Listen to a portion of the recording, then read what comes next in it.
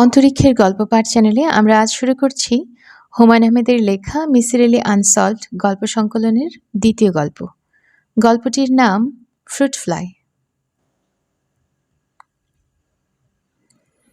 মিসির আলি সাহেবের পেট মোটা ফাইল আছে। ফাইলের উপর ইংরেজিতে লেখা আনসলভড। যেসব রহস্যের তিনি মীমাংসা করতে পারেননি তার প্রতিটির বিবরণ। আমি কয়েকবার তার ফাইল উল্টে পাল্টে দেখেছি, কোনো কিছুই পরিষ্কার করে লেখা নেই, নোটের মতো করে লেখা। উদাহরণ দেই, একটি অমীমাংসিত রহস্যের নম্বর 18, শিরোনাম বিআরডি। বিআরডিকে জিজ্ঞেস করে জানলাম বিআরডি হলো বেলা রানী দাস। মিসির আলি লিখেছেন, বয়স 13, বুদ্ধি 7, বটগাছ 100, বজ্রপাত 2, বিআরডি বটগাছ ইউনিয়ন, কপার অক্সাইড। আমি বললাম, যা লিখেছেন এর অর্থ কি? বয়স 13 বুঝতে পারছি, বেলারানী দাসের বয়স 13, বুদ্ধি 7, এর অর্থ কি? মিসির আলি বললেন, বুদ্ধি মাপার কিছু পরীক্ষা আছে, আইকিউ টেস্ট। এই টেস্ট আমার কাছে গ্রহণযোগ্য না। আইনস্টাইনের মতো মানুষ আইকিউ টেস্টে হাস্যকর নাম্বার পেয়েছিলেন। আমি নিজে এক ধরনের পরীক্ষা করে বুদ্ধির নাম্বার দিই। সেই নাম্বারের সর্বনিম্ন হলো 1, সর্বোচ্চ 10। আমার হিসাবে বেলারানীর বুদ্ধি ছিল 7। আমি বললাম, আপনার হিসেবে আমার বুদ্ধি কত? মিসির আলি হাসতে হাসতে বললেন, 6-এর কাছাকাছি। তবে এতে আপসেট হবেন না, মানুষের গড় বুদ্ধি 5। তাছাড়া আপনি লেখক মানুষ, ক্রিয়েটিভ মানুষদের সাধারণ বুদ্ধি কম থাকে। আমি বললাম, আমার বুদ্ধি কম এটা নিয়ে আমি মাথা ঘামাচ্ছি না। বটগাছ 100 এর অর্থ কি? একটা বটগাছের কথা বলেছি যার আনুমানিক বয়স ধরেছি 100 বছর। বজ্রপাত 2 মানে? বটগাছে 2বার বজ্রপাত হয়েছিল। শেষ বজ্রপাতে বটগাছটা মারা যায়। বিআরডি বটগাছ ইউনিয়নটা ব্যাখ্যা করুন। বেলারানীর বাবা মা তাদের মেয়েটাকে একটা বটগাছের সঙ্গে বিয়ে দিয়েছিলেন। হিন্দুদের কিছু বিচিত্র আচার আছে, গাছের সঙ্গে বিয়ে তার একটা। এখন যদিও এই প্রথা নেই, তারপরেও বেলারানীর বাবা মা এই কাজটা করেছিলেন। কপার অক্সাইডটা কি? কপার ধাতুর সঙ্গে অক্সিজেনের যৌগ, CuO। গল্পটা বলুন। না। না কেন? কিছু কিছু গল্প আছে বলতে ইচ্ছে করে না। এটা সেরকম একটা গল্প। সব গল্প জানানোর জন্য না।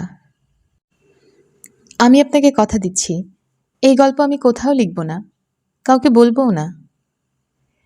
মিসির আলি সিগারেট ধরাতে ধরাতে বললেন, না। তার না বলার একটি বিশেষ ভঙ্গি আছে।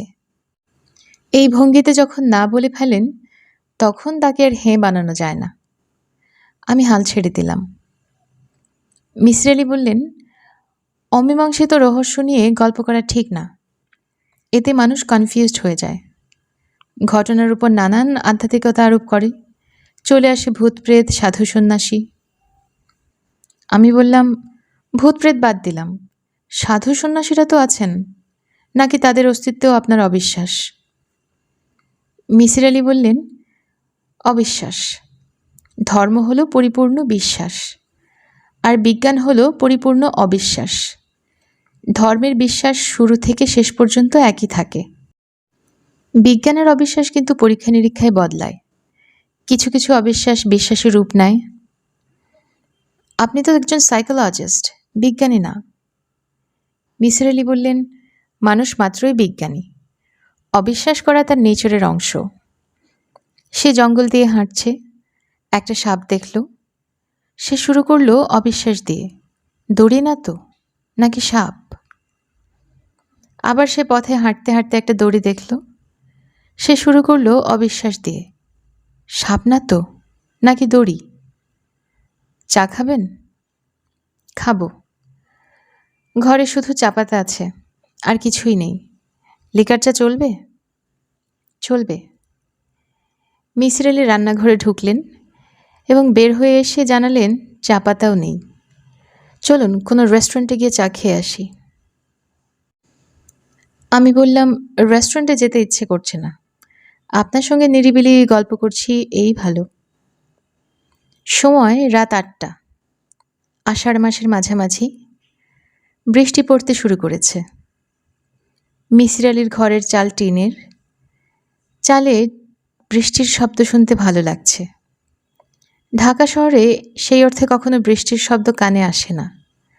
শহরের কোলাহল বৃষ্টির শব্দ গিলে ফেলে। মিসির আলি বললেন, হাবলু মিয়ার গল্প শুনবেন? আমি বললাম, গল্পটা যদি আপনার আনসলভড খাতায় থাকে তাহলে শুনব। আপনার মতো মানুষ রহস্যের কাছে ধরা খেয়ে গেছেন, ব্যাপারটা ইন্টারেস্টিং। মিসির আলি বললেন, হাবলু মিয়ার গল্প আমার আনসলভড ফাইলে আছে, ৩৮ নম্বর। সব গল্পের নাম্বার আপনার মনে থাকে? তা থাকে। ফাইলটা আমি নিয়ে প্রায়ই বসি। রহস্যের কিনারা করা যায় কিনা তা নিয়ে ভাবি। এখনও হাল ছাড়িনি। হাল ধরে বসে আছি। অকুল সমুদ্র। নৌকা কোন দিকে নিয়ে যাবে বুঝতে পারছি না। হাবলু মিয়ার গল্পটা শুরু করুন। মিসির আলি গল্প শুরু করলেন। সাধারণত দেখা যায় শিক্ষকরা ভালো গল্প বলতে পারেন না। তাদের গল্প ক্লাসের বক্তৃতার মতো শোনায়। যিনি গল্প শোনেন কিছুক্ষণের মধ্যেই তার হাই উঠে। এক পর্যায়ে শ্রোতা বলেন, ভাই, বাকিটা আরেকদিন শুনব। আজ একটা জরুরি কাজ পড়ে গেছে, এখন না গেলেই নয়।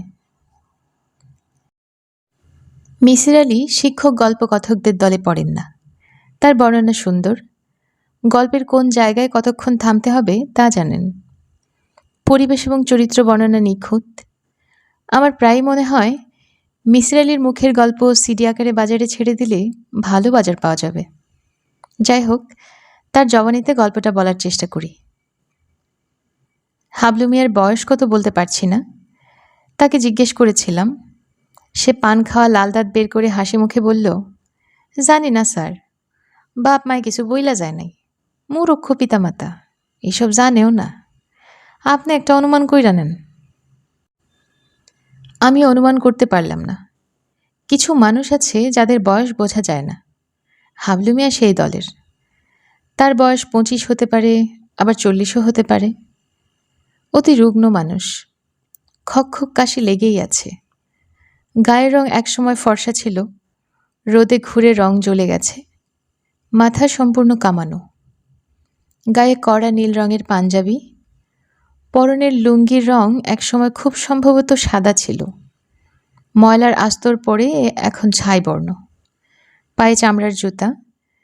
জুতা জোড়া নতুন, চকচক করছে।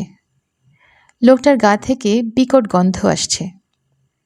আমি বললাম, গাঁজা খাবার অভ্যাস আছে?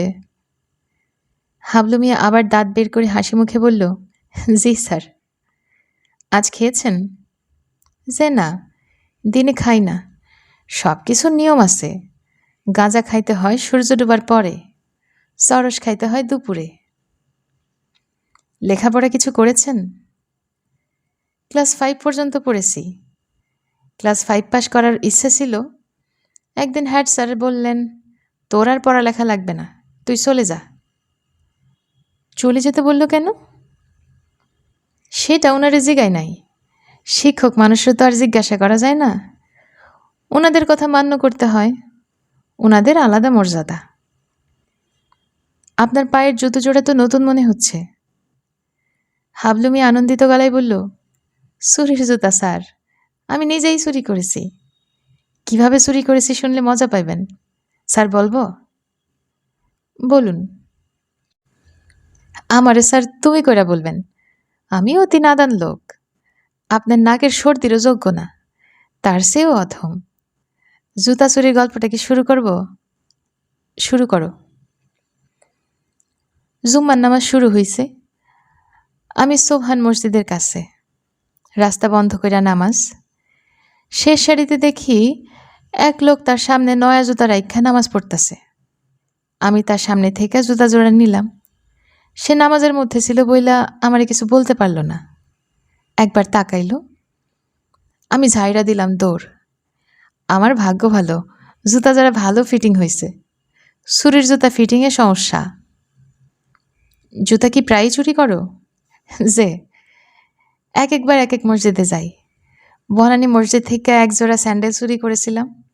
বিলাতি জিনিস, 200 টাকায় বিক্রি করেছি। এখন আফসোস হয়। আফসোস হয় কেন? নিজের ব্যবহারের জন্য রেখে দিতে পারতাম। স্যান্ডেলে আরাম বেশি। একটু পানের ব্যবস্থা কি করা যায় স্যার? জর্দা লাগবে না, জর্দা আমার সঙ্গে আছে। গোলাপ জর্দা। গোলাপ জর্দা ছাড়া অন্য জর্দা আমার মুখে রুচে না। দিনে কয়টা করে পান খাও? তার কি স্যার হিসাব আছে?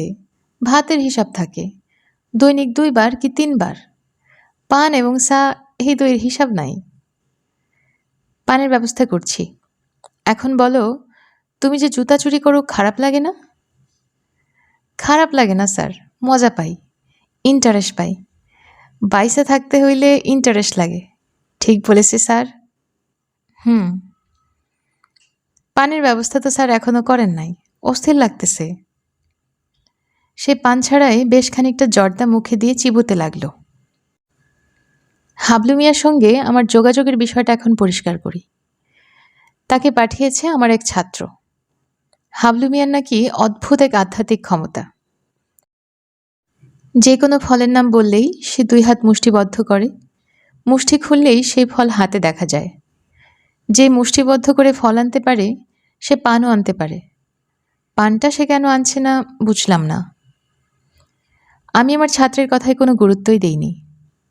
সহজ হাত সাফাই বোঝা যাচ্ছে। যেসব ফলের নাম চট করে মানুষের মাথায় আসে সেই সব বিভিন্ন জায়গায় লুকিয়ে রাখে, যথাসময়ে বের করা হয়। ব্যাপারটা আরও পরিষ্কার করে বলি। একজন বুজরুক আমাকে বলল, স্যার, যে কোনো একটা ফুলের নাম বলুন। যে ফুলের নামই বলবেন সেই ফুল আমি পাঞ্জাবের পকেট থেকে বের করে দেব। আমি বললাম, দুপুরমণি ফুল, তুমি বের করো। সে বলল, স্যার পারলাম না। দুপুরমণি ফুলের নামই শুনি নাই, আজ প্রথম শুনলাম।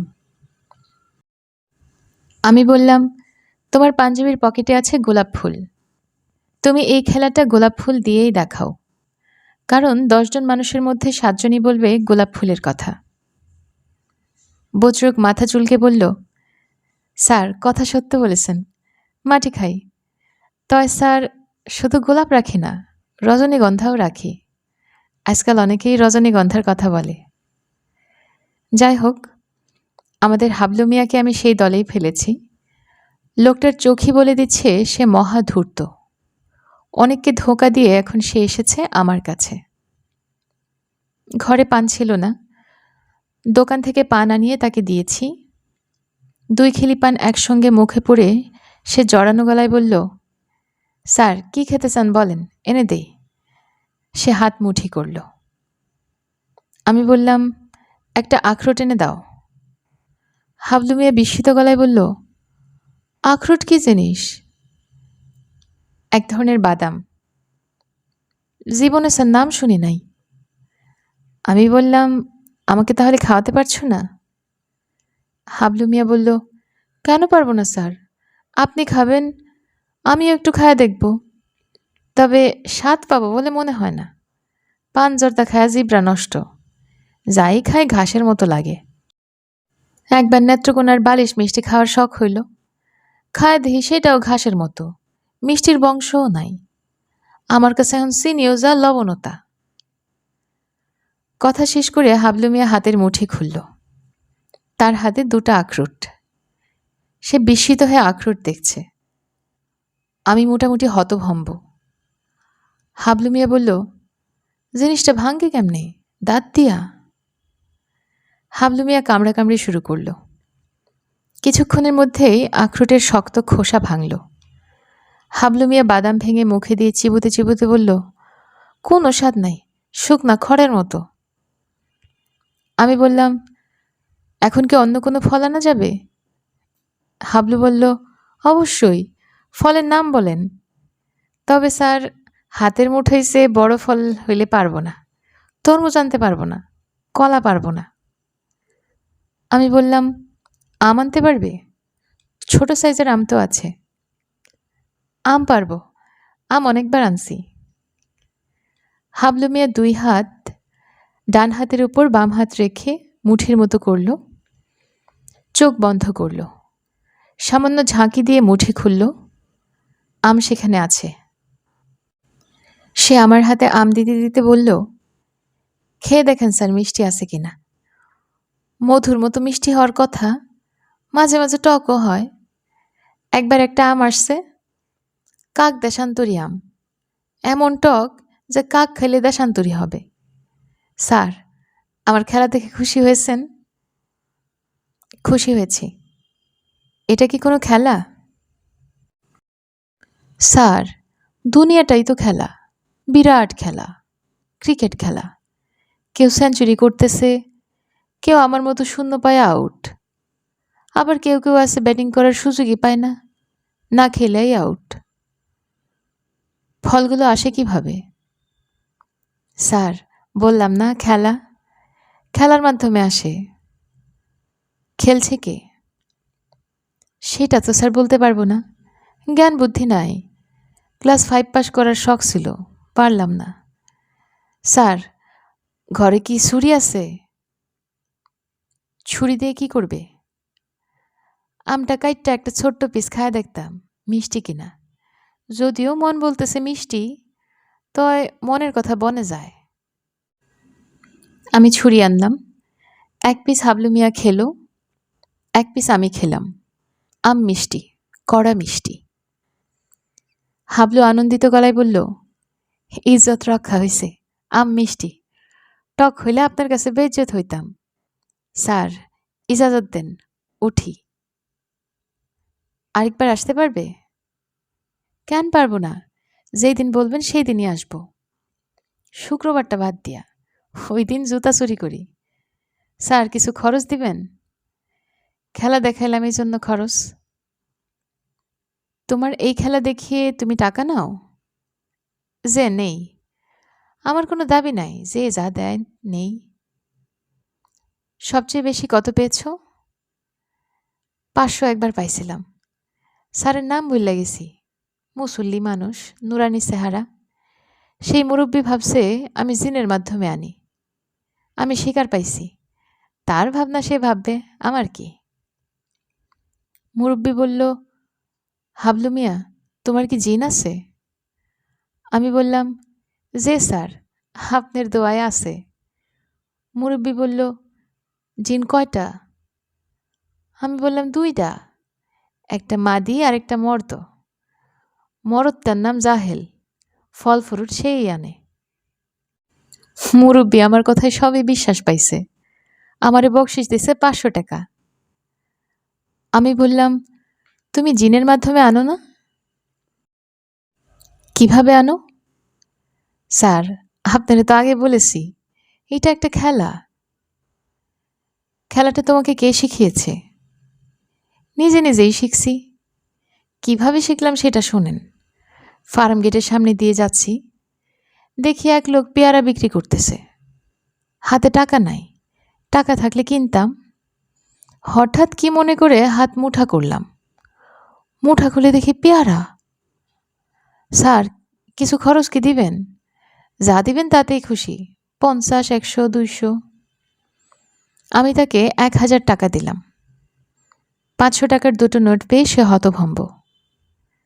তাকে বললাম পরের বুধবারে আসতে। সে বলল, সকাল 10টা বাজার আগেই বান্দা হাজির থাকবে, যদি না থাকে তাহলে মাটি খাই, কব্বরের মাটি খাই। আমি বললাম, ফল ছাড়া অন্য কিছু আনতে পারো না? হাবলু বলল, যে না। চেষ্টা করে দেখেছ? অনেক চেষ্টা নিয়েছি, লাভ হয় নাই। একবার জর্দার শর্ট হইল, হাতে নাই পয়সা, জর্দা কিনতে পারি না। জর্দা বিনা পানও খাইতে পারতেছি না, শরীর কষা হয়ে গেছে। তখন অনেকবার হাত মুঠা করলাম, মনে মনে বললাম, আয় জর্দা আয়। মুঠা খুলে দেখি কিছু না, সব ফক্কা। মিসির আলি থামলেন। আমি বললাম, ওই লোক উপস্থিত থাকলে ভালো হতো, হাত মুঠি করতো, বাগানের ফ্রেশ চা চলে আসতো, চা খাওয়া যেত। এমন জমাটি গল্প চা ছাড়া চলে না। ঘরে ফ্লাস্ক আছে? ফ্লাস্ক দিন, আমি দোকান থেকে চা নিয়ে আসছি। মিসির আলি বললেন, চা আনতে হবে না, চা চলে আসবে। আমি বললাম, শূন্য থেকে আবির্ভূত হবে, হাবলু মিয়ার মতো? মিসির আলি বললেন, না, চা সিঙাড়া বাড়িওয়ালা পাঠাবে। একটা বিশেষ দোকানের সিঙাড়া তার খুবই পছন্দ। প্রায় গদাখানেক কিনে আনেন, আমাকে পাঠান। তাকে সিঙাড়ার ঠোঙা নিয়ে এইমাত্র বাসায় ঢুকতে দেখলাম। মিসির আলির কথা শেষ হওয়ার আগেই একটা কাজের ছেলে ফ্লাস্ক ভর্তি চা এবং 6টা সিঙাড়া নিয়ে ঢুকল। সিঙাড়ার সাইজে ছোট, অসাধারণ স্বাদ। যেই দোকানে এই জিনিস তৈরি হয় তার কোটিপতি হয়ে যাওয়ার কথা। আমি চা খেতে খেতে বললাম, তারপর বুধবার ওই লোক এলো? না। কবে এসেছিল? আর আসেইনি। বলেন কি? আমার ধারণা মারা গেছে। পত্রিকায় একটা নিউজ পড়েছিলাম, মুসল্লিদের হাতে জোতাচোরের মৃত্যু। সেই জোতাচোর আমার হাবলু মিয়া, তাতে সন্দেহ নেই।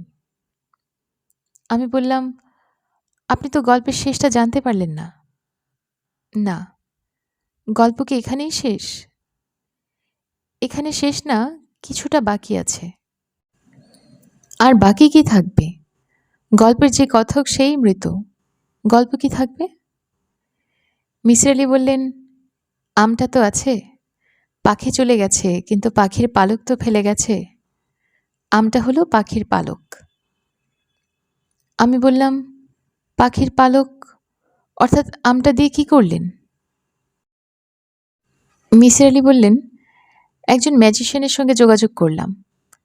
আম তৈরিতে হয়তো ম্যাজিকের কিছু গোপন কৌশল আছে যা আমার জানা নেই। আটলান্টিক সিটিতে একবার একটা ম্যাজিক শো দেখেছিলাম। সেখানে ম্যাজিশিয়ান ফুলের টবে একটা আমের আঁটি পুঁতলেন, রুমাল দিয়ে ঢাকলেন, রুমাল সরালেন, দেখা গেল আম গাছের চারা বের হয়েছে। আবার সেই চারা রুমাল দিয়ে ঢাকলেন, রুমাল সরালেন, দেখা গেল গাছ ভর্তি আম। এই ধরনের কোনো কৌশল কি হাবলু মিয়া করেছে? আমার ম্যাজিশিয়ান বন্ধু আমের পুরো ঘটনা শুনে বলল, হিপনোটিক সাজেশন হতে পারে। হিপনোটিক সাজেশন মাঝে মাঝে এত গভীর হয় যে সামান্য মাটির দলাকে আম বা যে কোনো ফলের মতো মনে হবে। হিপনোটিস্ট যদি বলেন আমটা মিষ্টি, তাহলে মাটির দলা মুখে দিলে মিষ্টি লাগবে। হিপনোটিস্ট যদি বলেন আমটা টক, তাহলে মাটির দলার স্বাদ হবে টক। তবে এই অবস্থায় বেশি সময় থাকে না। ট্রান্স অবস্থা কেটে গেলে মাটির দলাকে মাটির দলাই মনে হবে। আমাকে দেয়া আমটা মাটির দলা বা অন্য কিছু হয়ে গেল না, আমই রইল। তৃতীয় দিনে আমি অতি গুরুত্বপূর্ণ একটি বিষয় আবিষ্কার করলাম। সেটা কি? মিসির আলি বললেন, ফ্রুট ফ্লাই। ফ্রুট ফ্লাই বিষয়ে আপনার কোনো জ্ঞান আছে? আমি বললাম, পাকা ফলের ওপর ছোট ছোট যেসব পোকা ওড়ে তার কথা বলছেন? মিসির আলি বললেন, হ্যাঁ, এরা 1 ইঞ্চির 8 ভাগের 1 ভাগ লম্বা, চোখ লাল, শরীরের প্রথম অংশ লালচে, শেষ অংশ কালো। পাকা ফল যা ফার্মেন্টেড হচ্ছে তার উপর এরা ডিম পাড়ে। এক একটি স্ত্রী ফ্রুট ফ্লাই 500-এর মতো ডিম পাড়ে। ডিম থেকে বাচ্চা হতে সময় নেয় 1 সপ্তাহ। আমার গুরুত্বপূর্ণ আবিষ্কারটা হচ্ছে 3 দিন পার হবার পরেও আমের উপর কোনো ফ্রুট ফ্লাই উঠছে না, অর্থাৎ আমে পচন ধরছে না। যেই সময়ের কথা বলছি তখন আমের সিজন না। তবে ফল চাষে হয়তো কোনো বড় ধরনের বিপ্লব হয়েছে, সব ঋতুতেই সব ধরনের ফল পাওয়া যায়।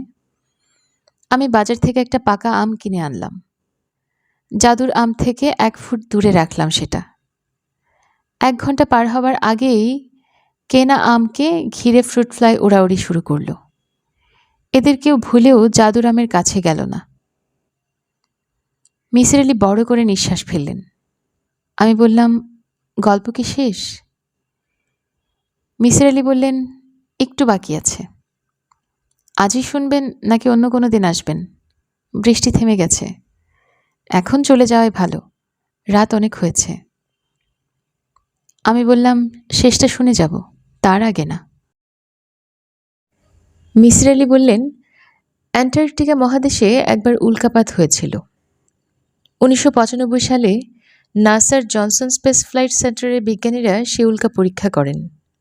উল্কার নাম হচ্ছে ALIT 84001। আমি বললাম, নাম্বার মনে রাখলেন কিভাবে? মিসির আলি বললেন, জাদুরাম নিয়ে গবেষণা করতে গিয়ে এইসব জানতে হয়েছে। আমার আনসলভড খাতায় নাম্বার লেখা আছে। আমি বললাম, উল্কার সাথে আপনার জাদুরামের সম্পর্ক কি? মিসির আলি বললেন, ঘটনাটা বলে শেষ করি, তারপর আপনি বিবেচনা করবেন সম্পর্ক আছে কি না। বলুন। বিজ্ঞানীরা সেই উল্কার কিছু অর্গানিক অণু পেলেন। জটিল কোনো অণু না, পলিসাইক্লিক অ্যারোম্যাটিক হাইড্রোকার্বন। বিজ্ঞানীরা ঘোষণা করলেন, এই অণুগুলো পৃথিবী নামক গ্রহের না, গ্রহের বাইরের। কারণ এরা ছিল ল্যাবরেটরি। পৃথিবী নামক গ্রহের সব অর্গানিক অণু হয় ডেক্সট্রোরোটেটর, অর্থাৎ এরা প্লেন পোলারাইজড লাইট ডান দিকে ঘোরায়। বিজ্ঞানীরা অতি সহজ একটা পরীক্ষা করে বলতে পারেন কোনো বস্তুই পৃথিবীর নাকি পৃথিবীর বাইরের। আমি বললাম, আপনি আমটি পৃথিবীর নাকি পৃথিবীর বাইরের এই পরীক্ষা করলেন? মিসির আলি বললেন, এই ধরনের পরীক্ষা করার মতো যোগ্যতা বা যন্ত্রপাতি কোনোটিই আমার নেই।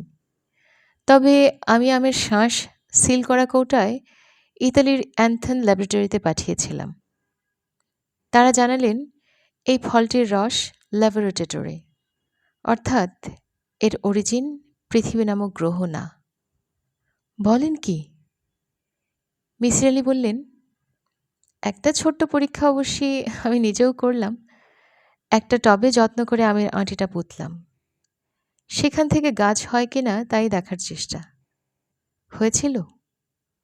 মিসির আলি বললেন, সেটা বলবো না, কিছু রহস্য থাকুক।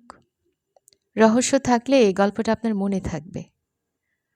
মানুষ রহস্যপ্রিয় জাতি, সে শুধু রহস্যটাই মনে রাখে, আর কিছু মনে রাখতে চায় না। আপনারা শুনছিলেন হুমায়ুন আহমেদের লেখা মিসির আলি আনসলভড গল্প সংকলনের দ্বিতীয় গল্প। আমাদের গল্প পাঠ ভালো লেগে থাকলে আমাদের চ্যানেলটিকে সাবস্ক্রাইব করে বন্ধুদের সাথে শেয়ার করতে ভুলবেন না। ধন্যবাদ।